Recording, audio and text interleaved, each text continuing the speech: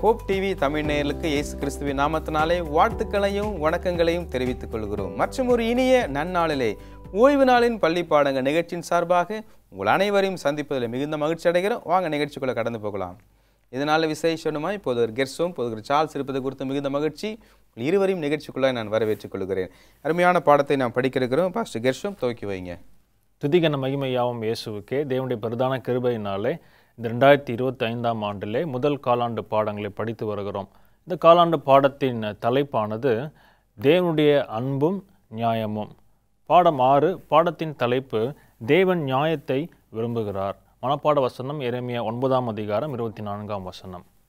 மேன்மை பாராட்டுகிறவன் பூமியிலே கிருபையையும் நியாயத்தையும் நீதியும் செய்கிற கர்த்தர் நான் என்று என்னை அறிந்து உணர்ந்திருக்கிறதை குறித்தே மேன்மை பாராட்ட கடவன் என்று கர்த்தர் சொல்லுகிறார்.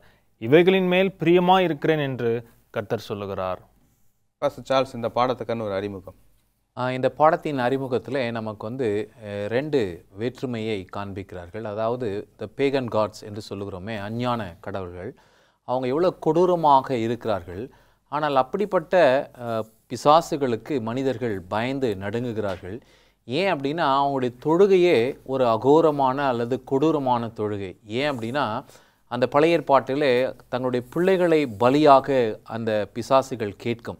அதை மோசே எழுதும்போது உபாகம் 32:17 சொல்கிறாரு, அவர்கள் தேவனுக்கு பலியிடவில்லை, தாங்கள் அறியாதவைகளும் தங்கள் பிதாக்கள் பயப்படாதவர்களும் நூதனமான தோன்றுகிற புதிய தெய்வங்களும் ஆகிய பேய்களுக்கே பலியிட்டார்கள். அந்த வேர்டு பயன்படுத்துகிறார். டீமன்ஸ் என்று ஆங்கிலத்தில் சொல்லுகிறோமே. அப்போ பேய் படம்னா அதானா? பேய்கள் என்று சொல்லுகிறது வேறு யாரும் இல்லை. 3 1 பங்கு தூதர்களை வஞ்சித்து சத்ரு கொண்டு வந்தா இல்லைங்களா, அவர்களை தான் டீமன்ஸ் என்று நாம் அழைக்கிறோம். அவங்க உள்ளே வர்றதுனால வியாதி வருகிறது.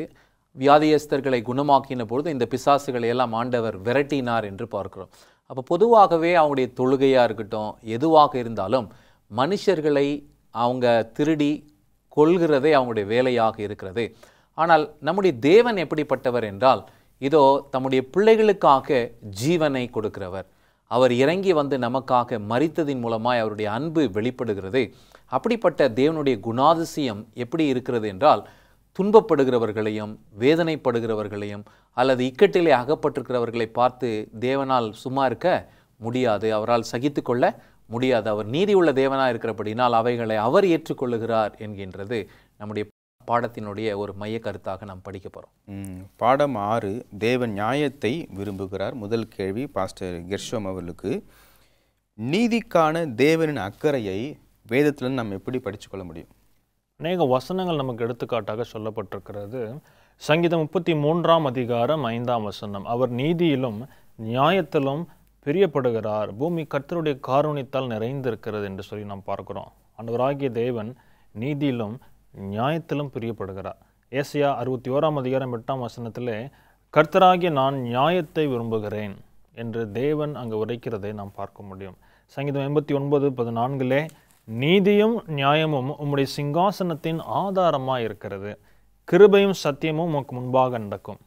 இந்த வசனங்களை நாம் ஆராய்ந்து படிக்கும் பொழுது இதன் மூலமாக தேவன் நீதியை விரும்புகிறார், அதிலே பிரியப்படுகிறார் என்கிற ஒரு மேலான சத்தியத்தை நாம் புரிந்து கொள்கிறோம். வேதா முழுவதும் தேவனுடைய அன்பும் அவருடைய நீதியும் பிரிக்க முடியாத வகையில் இணைக்கப்பட்டிருக்கிறது. உலகில் நீதியும் நியாயம் செயல்படுத்தப்பட வேண்டும் என்பதில் தேவன் ஆழ்ந்த அக்கறை கொண்டுள்ளார் என்பதை இந்த வசனங்கள் வாயிலாக நாம் புரிந்து கொள்கிறோம். பாஸ்டர் சார்ல்ஸ், தேவனுடைய அரசாங்கத்தின் அடிப்படை என்ன? தேவன் நம்மிடம் என்ன எதிர்பார்க்கிறார்? நம்முடைய தேவன் சத்தியபரர் என்பதை நாம் அறிந்திருக்கிறோம். அவருடைய சிங்காசனத்திற்கு ஆதாரம் அவருடைய நீதி, அவருடைய கிருபை, அவருடைய இரக்கம் என்று நாம் பார்க்கிறோம். அதை ரொம்ப அழகாக சங்கீதக்காரன் சொல்வார். எப்பவுமே நிறைய நேரத்தில் பிரசங்கிமார்கள் இந்த வசனத்தை மையமாக வைத்து பிரசங்கிக்கிறது உண்டு. சங்கீதம் 85:10 சொல்லும் பொழுது, கிருபையும் சத்தியமும் ஒன்றை ஒன்று சந்திக்கும். கிருபாசனத்தில் நீங்கள் பார்த்தீங்கன்னா மோசேவின் மூலமாக ஆண்டவர் அதை செய்கிறாரு. இஸ்ரவேல் ஜனங்கள் அதை எப்பவுமே தூக்கிட்டு போனோம். அதை உடன்படிக்கை பெட்டி என்று சொல்வார்கள். அதற்கு இன்னொரு பேர் கிருபாசனம். அது தேவனுடைய சிங்காசனத்தை அடையாளப்படுத்துகிறது. அங்கு போகும்பொழுது தேவனுடைய பிள்ளைகளுக்கு இரக்கம் கிடைக்கிறது, கிருபை கிடைக்கிறது.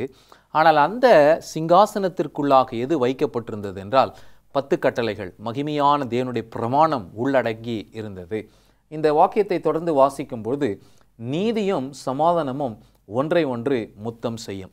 இன்றைக்கி சமாதானமாக நம்ம வாழணும் அப்படின்னா தேவனுடைய நீதியான வழிகளில் தான் அந்த சமாதானத்தின் மேன்மை உள்ளடங்கி இருக்கிறது. நீதி செய்கிறவங்க எப்பவுமே சமாதானமாக இருப்பாங்க. ஆனால் மற்றவங்களை கெடுத்து அல்லது அநியாயம் செய்கிறவர்களுக்கு தான் சமாதான குலைச்சல் ஏற்படும் என்று நாம் பார்க்கிறோம். அதனால் இங்கு ஆண்டவர் நமக்கு என்ன ஒரு மேன்மையை கற்றுக் கொடுக்கிறார்னா, அவருடைய சிங்காசன தண்டையிலே வருகிற நீங்களும் நானும் மீகா 6:8 சொன்னது போல தேவன் எதை விரும்புகிறார்?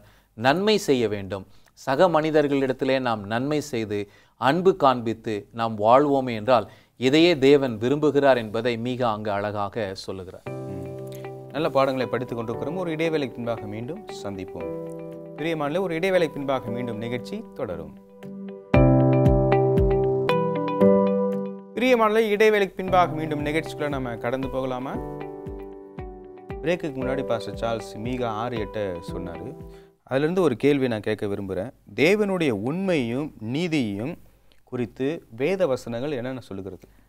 தேவன் உண்மையானவர், அவர் நீதிபரர் என்று சொல்லி அநேக இடங்களில் நாம் பார்க்க முடியும். அவர் முழுவதுமாக ஒரு பரிசுத்தமான ஒரு தேவன், நீதியை தெரிவிக்கக்கூடிய விளம்பக்கூடிய ஒரு தேவன், அன்பாகவே இருக்கிறார். அநேக வசனங்களை வாசிக்கும் பொழுது உபாகமம் 32 அங்கே 4 வாசித்தோம் என்று சொன்னால், அவர் கன்மலை, அவர் கிரியை உத்தமமானது, அவர் வழிகள் எல்லாம் நியாயம், அவர் நியாயக்கேடில்லாத சத்தியமுள்ள தேவன், அவர் நீதியும் செம்மையுமானவர் என்று சொல்லி அங்கே தெளிவாக விளக்குவதை பார்க்க முடியும். தேவன் நீதியை நேசிப்பதாக கூறுவதும் மக்களை நேசிக்க அழைப்பதும் மட்டும் இல்லாமல் அவர் அந்த பண்புகளை என்ன செய்கிறார் அப்படின்னா வெளிக்காட்டுகிறார். நீங்கள் நீதியாக இருங்கன்னு சொல்லி சொன்னது மாத்திரம் இல்லாதபடிக்கு அவர் அதை வெளிப்படுத்துவதை நாம் பார்க்க முடியும். சங்கீதம் 92:15 வாசிக்கும் பொழுது, கர்த்தர் உத்தமர் என்றும் என் கண்மலை ஆகிய அவரிடத்தில் அநீதி இல்லை என்று சொல்லி நாம் பார்க்கிறோம். சங்கீதம் 25:8 கர்த்தர் நல்லவரும் உத்தமருமாய் இருக்கிறார். சங்கீதம் 129:4 கர்த்தரோ நீதி உள்ளவர். அங்கே செப்பனியா தீர்க்கதரிசி 3:5 சொல்லும் பொழுது, கர்த்தர் நீதி உள்ளவர், அவர் அநியாயம் செய்வதில்லை, அவர் குறைவில்லாமல் காலைதோறும் தம்முடைய நியாயத்தை விளங்க பண்ணுகிறார், அநியாயக்கோரனோ வெட்கம் அறியான். இப்படி எல்லா வசனங்களும் தேவன் நீதியில் பிரியப்படுகிறார், அவரிடத்திலே அநீதி இல்லை, நீதியை விளங்க பண்ணுகிற தேவன் என்கிற ஒரு மேலான விளக்கத்தை நமக்கு கொடுக்கிறதா இருக்கிறது. அனைவருக்கும் சிறந்ததை விரும்புகிற தேவன் நம்முடைய தேவன் என்பதை இதில் நாம் பார்க்க முடிகிறது. பாஸ்டர் கிருஷ்ணன் சொன்னார், நீதியான தேவன், நல்ல தேவன் அப்படின்னு சொல்லப்படுகிறது. இந்த தேவன் ஏன் தீமையை அனுமதிக்கிறார்? இங்கே நாம் முதலாவதாக புரிந்து கொள்ள வேண்டியது என்னென்னா, நம்முடைய தேவன் யாரையும் கட்டாயப்படுத்துகிறவர் அல்ல.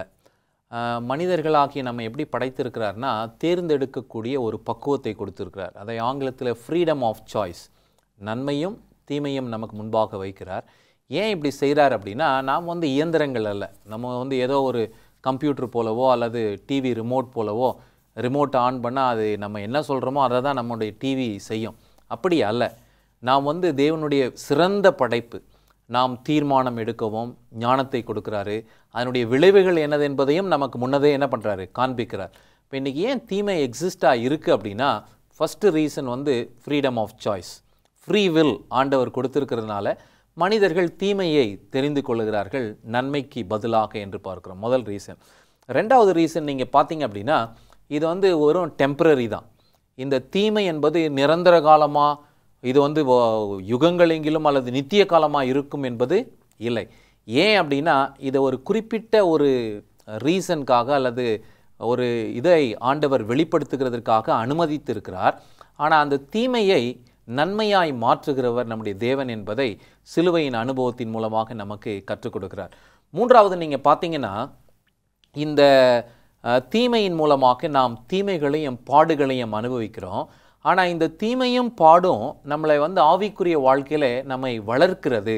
நம்ம உணர்கிறோம், நான் செஞ்ச இந்த ஒரு தப்புனால தான் இதனுடைய விளைவு, இனிமேல் நான் என்ன பண்ண மாட்டேன், அதை செய்ய மாட்டேன் என்று சொல்லி ஆவிக்குரிய வளர்ச்சியிலே ஒரு மேன்மையை நாம் பெற்று அடைகிறோம். அதனால் ஆண்டவர் அதை அனுமதிக்கிறார் என்று பார்க்கிறோம்.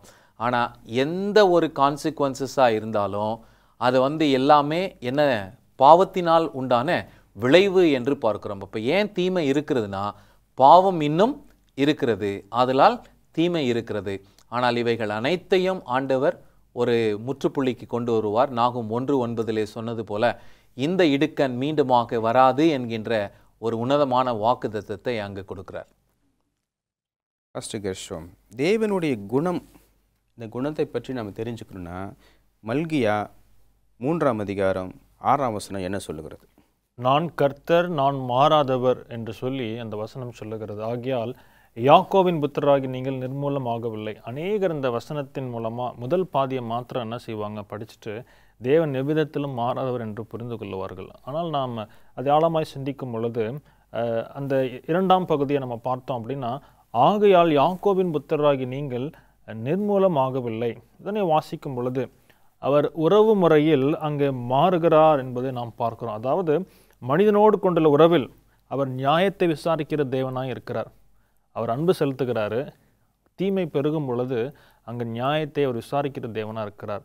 அப்போது தேவனுடைய கோபாக்கினை நம்ம பார்க்க முடியும். அதனால் தேவன் மாறுகிறாரா என்று சொல்லி நாம் கேள்வி கேட்போம் என்று சொன்னால் இல்லை. அது குணம் மாற்றம் இல்லை, மாறாக உறவு முறையில் அங்கே மாற்றம் ஏற்படுவதை பார்க்க முடியும். நாம் முன்பு பார்த்தது போல தேவனுடைய குணம் மாறாத ஒரு குணம். அவர் அன்பான தேவன். இப்போ அன்பான தேவன் என்று சொன்னால் அவர் நியாயத்தை விசாரிக்க வேண்டும். அதை அவர் என்ன செய்ய முடியாது, மாற்ற முடியாது. அன்பின் வெளிப்பாடு தான் நியாயம் என்பதை நாம் பார்க்க முடியும். மல்கியா 3:7 வாசிக்கும் பொழுது, என்னிடத்தில் திரும்புங்கள், அப்பொழுது உங்களிடத்தில் திரும்புவேன். அப்போ நியாயம் விசாரிக்கிற தேவனாக இருந்தும் மனம் திரும்பும் பொழுது மன்னித்து அவர்களை ஏற்றுக்கொள்கிறார். அதே மல்கியா 3:5 வாசிக்கும் பொழுது, அநியாயம் செய்கிறவர்களுக்கு விரோதமாய் தீவிர சாட்சியாக இருப்பேன்னு சொல்கிறார். அப்போது அங்கே மனிதருக்கு ஏற்றது போல அந்த உறவு முறையில் தேவன் தன்னை மாற்றுவதை பார்க்க முடிகிறது. இறுதியாக யாக்கோபு 1:17 வாசிக்கும் பொழுது, நன்மையான எந்த ஈவும் பூரணமான எந்த வரமும் வரத்திலிருந்து உண்டாகி ஜோதிகளின் பிதாவினிடத்தில் இறங்கி வருகிறது. அவரிடத்தில் யாதொரு மாறுதலும் யாதொரு வேற்றுமையின் நிழலும் இல்லை என்று சொல்லி வேதவசனம் தெளிவாய் நமக்கு உரைக்கிறது. இப்போ ஆண்டவர் மாறாதவர் அப்படின்னு சொல்கிறோம். இப்போ நம்முடைய வாழ்க்கையில் மோசமான சூழ்நிலை வரும் பொழுது தொடர்ந்து ஆண்டவர் மேல் வைக்க வேண்டிய நம்பிக்கையை வைப்பதற்கு என்னென்ன காரியங்களை கற்றுக்கொண்டால் அதை செய்ய முடியும்? பொதுவாகவே இன்றைக்கி பார்த்தீங்கன்னா மனுஷங்க 2 விதமாக இருக்கிறாங்க. நீங்கள் பார்த்தீங்கன்னா அவங்களுக்கு ஆசீர்வாதம்லாம் கிடைக்கும் போது சர்ச்சுக்கெலாம் வருவாங்க, ஆண்டவரை துதித்தெல்லாம் பாடுவாங்க. ஆனால் ஒரு இக்கட்டான கஷ்டமான காலம் வரும்பொழுது அவங்க என்ன பண்ணிடுவாங்கன்னா பின்வாங்கி போயிடுவாங்க, உலகத்துக்குள்ளே போயிடுவாங்க. சம்பாரிச்சாதான் நம்ம குடும்பத்தை காப்பாற்ற முடியும் என்று சொல்லி உலகத்திற்குள்ளாக போய்விடுகிற கூட்டம் உண்டு. ஆனால் ரகசியம் எங்கே இருக்குது அப்படின்னா, இக்கட்டு வரும்பொழுது தான் தேவனை இன்னும் இறுக பிடிக்க வேண்டும் என்பதை நிறைய பேர் கற்றுக்கொள்ளுகிறதில்லை. மீதமான கூட்டம் மட்டும்தான் அதை கற்றுக்கொள்வார்கள். கடைசியாக ஜெயிக்க போகிறவங்களும் யார் அப்படின்னா, எவ்வளோ கஷ்டம் எவ்வளோ நஷ்டம் வந்தாலும் ஷாத்ராக் மேஷாக் மாதிரி இதோ நாங்கள் ஆராதிக்கிற தேவனை நாங்கள் விட்டு என்ன பண்ண மாட்டோம், விலக மாட்டோம் என்று சொல்லி தைரியமாக அவரை இறுக பற்றி கொள்ளுகிறவர்கள். அதுதான் விசுவாசம். விசுவாசம் என்பது ஏதோ எனக்கு ஆண்டவர் நன்மை செய்கிறாரு அதனால் நான் அவரை தொழுது கொள்கிறேன் என்பது விசுவாசம் அல்ல.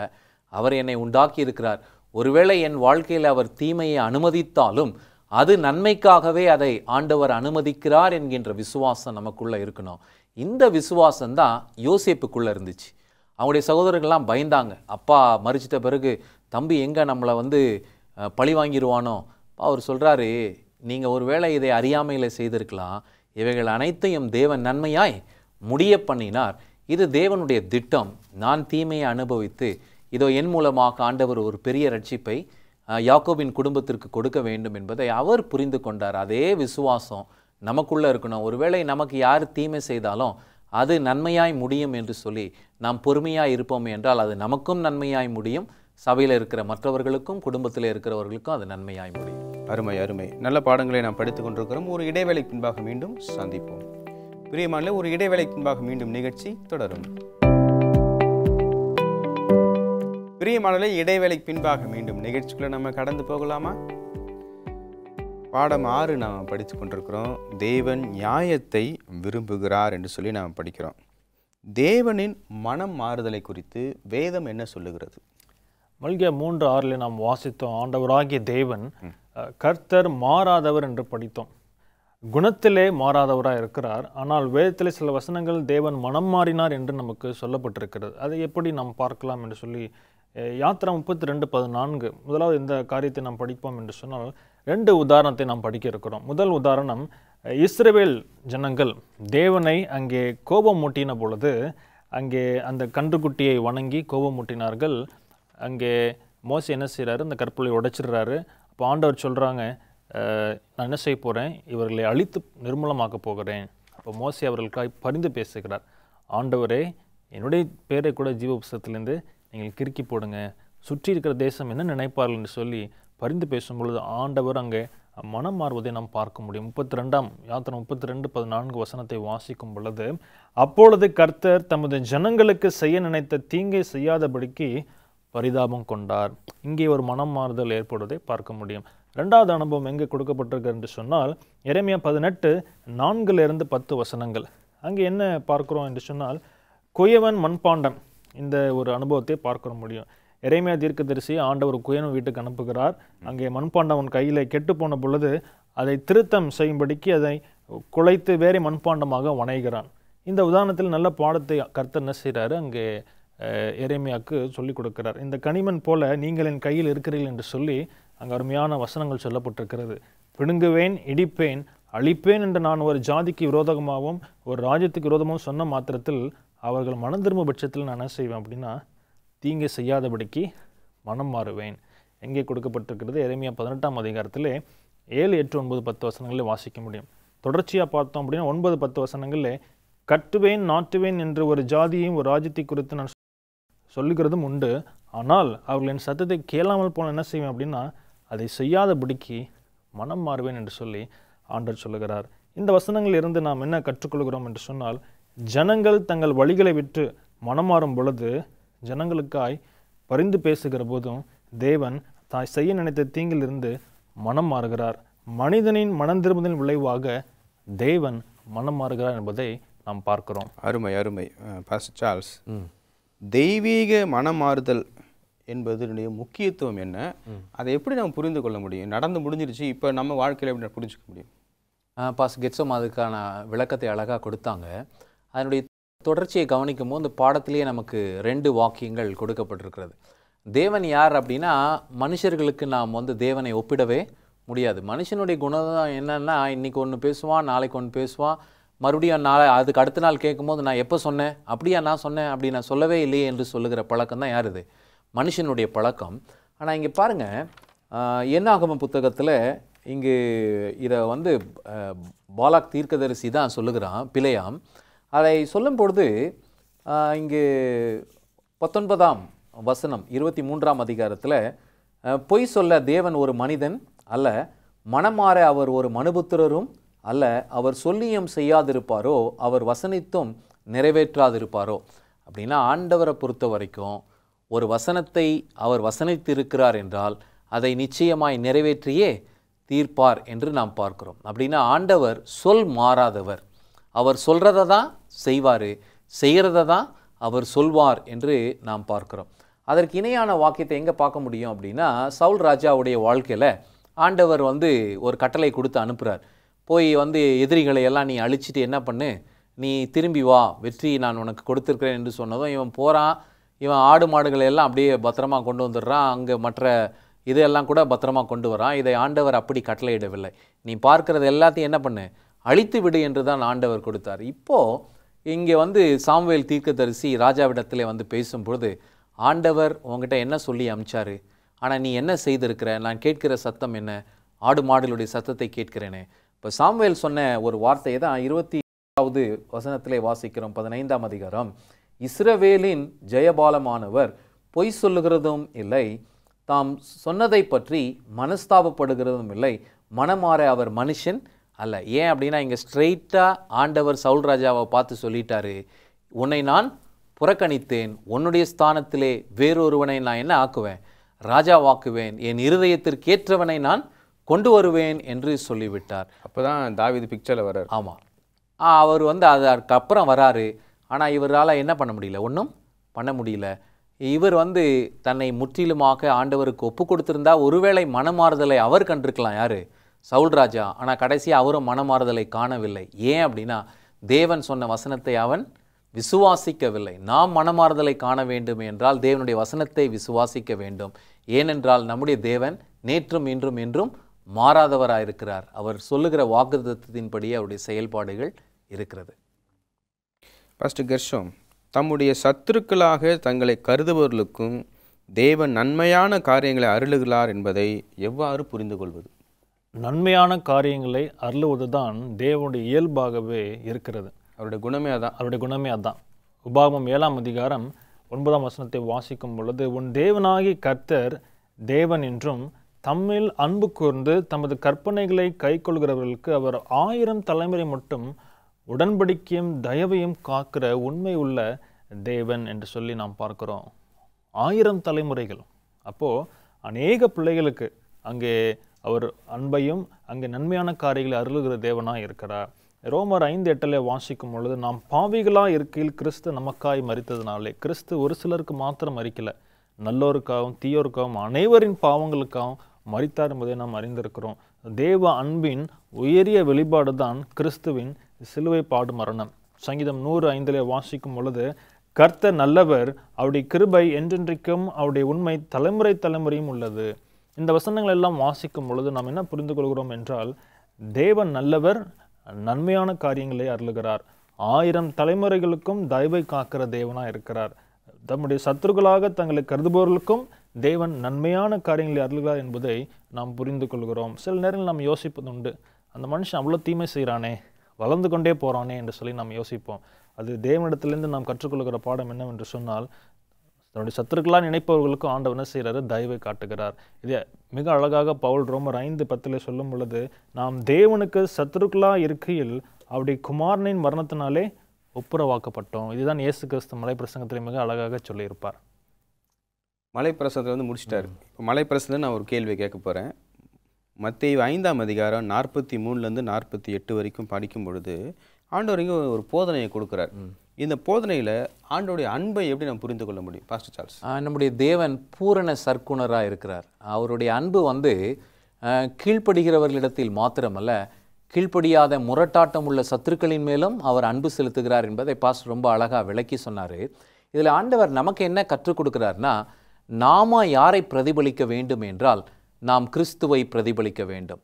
சூரியன் ஒளி கொடுக்கிறது, அந்த ஒளியை சந்திரன் பெற்றுக்கொண்டு அதை பிரதிபலிக்கிறது என்று பார்க்கிறோம். நம்முடைய ஆவிக்குரிய வாழ்க்கையும் அவ்விதமாக இருக்குமே என்றால் நாமும் சத்துருக்களை நேசிப்போம், நம்மை சபிக்கிறவர்களை நாம் திரும்ப சபிக்காமல் அவர்களை ஆசீர்வதிப்போம்.